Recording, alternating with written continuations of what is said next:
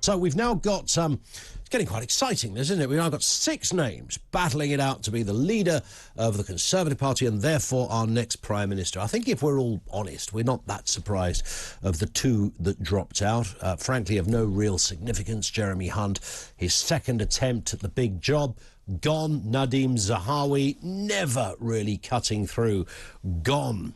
And we do know, of course, that, well, it's interesting because Jeremy Hunt has now gone for Rishi. He's supporting Rishi. And I'm a little surprised at that. There's obviously the Brexit thing.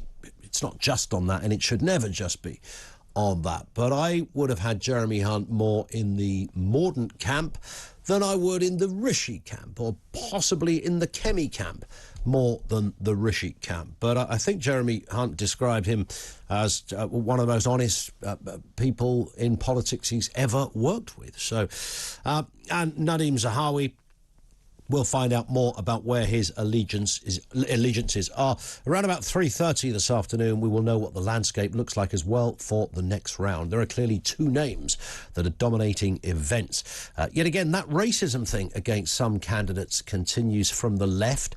We'll have Femi Olawale on with us a little later. Maybe he can shine some light on why some non-white people don't like non-white politicians, or conservative ones, to be precise.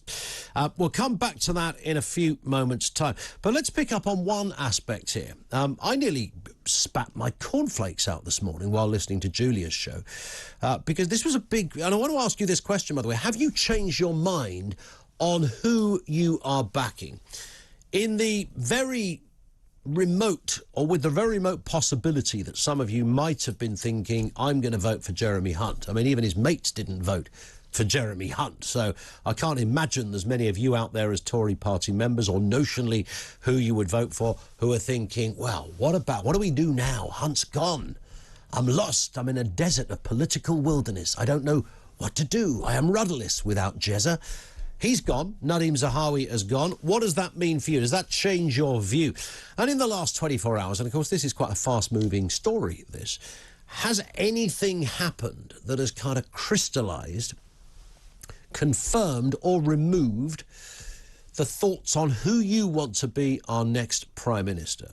Have you changed your mind on who you're backing, or are you sticking with the same name? And who is that name? 0344 499 1000. That is where you'll find us. So it was this morning on The Breakfast Show with Julia that Lord Frost pitched up. Now, Lord Frost would have been known to no one until about 2 years ago. He was the former ambassador to Denmark. He's had some minor, I'm sure very important, but minor in the grander scale trade jobs in the past. He worked for Boris Johnson when Boris Johnson was Foreign Secretary. But, of course, he was the man that was there to battle Brexit and get Brexit done. So when you saw Boris out there on the podium, the man behind the scenes who was pulling the levers and turning the wheels was actually this chap, Lord Frost. So Lord Frost was out there carving out the deal, and when they came back and went, Eureka, we have a deal, it's fantastic, everything is brilliant, that was really Lord Frost's deal. The same Lord Frost, I should add, that then ripped up his own deal and said, this is rubbish, we need another deal. Him, but don't let that kind of thing distract you. Nonetheless, he appeared today. And many people, by the way, had previously, when we've done phone-ins on who should be the next Prime Minister, some people had said, well, what about Lord Frost? You know, who knows his Brexit eggs, knows his Brexit onions, so maybe he's the man. So he appeared on, I would say a fairly insignificant figure overall, but an impressive diplomatic career, and I don't use the term insignificant as a pejorative. So mostly known for tearing up his own Brexit agreement, but this morning he appeared on Julia, and obviously it got into the territory about who you're backing, who you're not backing, and the question of Penny Mordaunt came up. I mean, I was slightly gobsmacked. I thought it was an absolute hatchet job from Frost on Mordaunt, but I'll let you decide for yourself. So have a listen. This is former envoy, former Brexit man, the man who was oiling the wheels to make that whole thing happen, Lord Frost, on with Julia this morning on talkTV, and his views on Penny Mordaunt. I have worked with Penny. To be honest, I'm quite surprised that she is where she is in this leadership race. She was my deputy, notionally more than really, I think, in the Brexit talks last year. When you say notionally more than really, what do you mean? So I mean, I'm sorry to say this, that I felt she did not master the detail that was necessary in the negotiations last year. She wouldn't always deliver tough messages to the European Union when that was necessary, and I'm afraid she wasn't sort of fully accountable. She wasn't always visible. Sometimes I didn't even know where she was, and I'm afraid this became such a problem that after 6 months I had to ask the Prime Minister to move her on and find somebody else. That we need friends like that, don't you? That's Lord Frost, David Frost. He is the man behind Brexit, and I think we can put him down as an undecided when it comes to Penny Mordaunt. That was a proper hatchet job, right? I mean, there was no messing around there. He wasn't mixing his words. Why? I'm surprised she's even there, he said. Man alive. What's Penny? But the one I used to work, that Penny. Standing for, doing really well. Wow.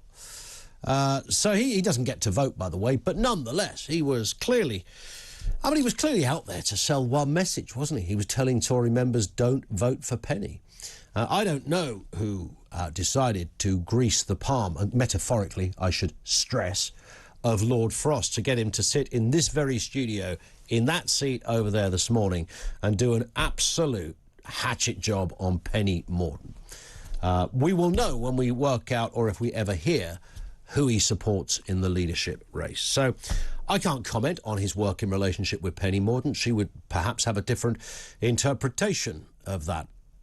She did vote for Brexit, and maybe that's why she was sitting alongside him some of the time, but he didn't rate her. I mean, he said she was hardly there. Couldn't find her sometimes.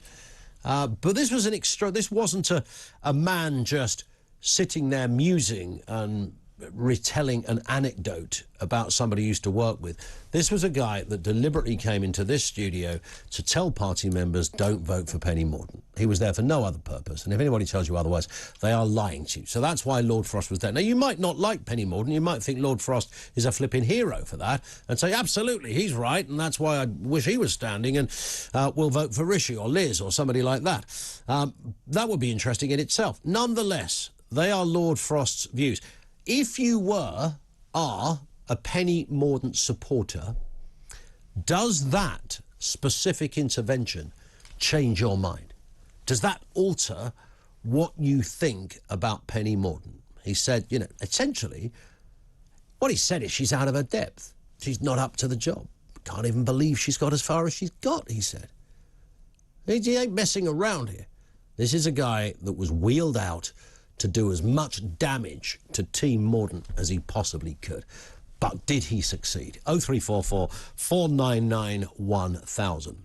So we'll throw that question out there as an obvious one. Beyond that, the wider question of whether you've changed your mind on one of the others. Has anything happened? We've had Liz Truss's... I mean, you can see why she never got into RADA, can't you? Good Lord. We had Liz Truss's launch this morning as well. So she's told everybody why she should be running the country. I would argue based on that, based on presentation alone, it's not just about that, I know, then I don't think Liz Truss would have made many conversions out of that speech today. I think there might have been some who were maybe scratching their head. And the other thing I would say about, I mean, whoever gets the job, none of them have previously been Prime Minister. Many of them have had high office. Rishi Sunak, the highest, I suppose. Liz Truss, equally as Foreign Secretary. But, of course, Penny Mordaunt has been Defence Secretary. And Kemi and Suella have also had portfolios too. So it's a lot of experience there. But even if it wasn't a specific experience, I mean, David Cameron was never in a cabinet before he became Prime Minister. Tony Blair never served in a cabinet before they became Prime Minister. So it's not that. And actually, nobody should be apologising for saying, do you know what? Presentation. Who can you imagine on the world stage looking the part, sounding confident, delivering convincing speeches, shaking hands and pressing flesh with other leaders and influential and important figures, standing at the dispatch box, shouting at Keir Starmer, giving him a hard time. Who can you imagine doing that? Because you know what? That is a massive part of this deal. And you have a team around you. A Prime Minister has a massive team around them. There's all manner of different secretaries and advisors advising and proffering advice on all sorts of different elements of the big job. And then, of course, you have your own team, your Secretaries of State, your Chancellor, your Foreign Secretary, Home Secretary. The list goes on. So you have that team. I think we have to look at somebody who can be confident and who also looks the part. 0344 499 1000. Have you changed your mind on who you are backing? This is Talk TV. We're live from the Talk Radio studios.